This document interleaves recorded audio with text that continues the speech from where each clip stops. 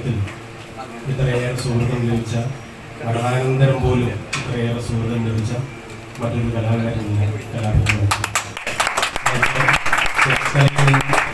ചേർത്തലയിൽ നിന്നും സഞ്ചരിച്ച് ഇവിടെ വരുന്നതിനിടയ്ക്ക് ഒരു 20 ഓട്ടോ സ്റ്റാൻഡുകളിൽ അയ്യപ്പനെ പൂജിക്കുന്നത് പോലെ ഇന്ന് പൂജിച്ചുകൊണ്ടിരിക്കുകയാണ് ശ്രീ കലാഭവൻ.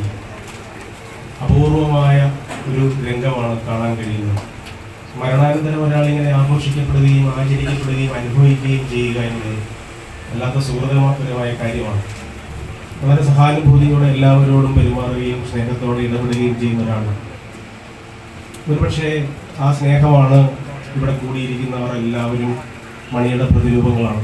ജീവിതത്തിൽ സ്വപ്നം കാണാൻ പോലും ഭാഗ്യമില്ലാതെ ചെറിയ വീട്ടിൽ പാവപ്പെട്ട അച്ഛൻ്റെയും അമ്മയുടെയും മക്കളായി പിറന്നതുകൊണ്ട് ഒരു മൂലയിൽ മാറിയിരുന്നോളാൻ ആരെങ്കിലും പറഞ്ഞാൽ ആ പരിപാടി നടക്കില്ലെന്ന് നമ്മൾ ധൈര്യപൂർവ്വം നമ്മളുടെ മനസ്സിനോട് പറയാൻ തുടങ്ങിയത് മണിയുടെ ജൈത്രയാത്ര ആരംഭിച്ചതിന് ശേഷമാണ്.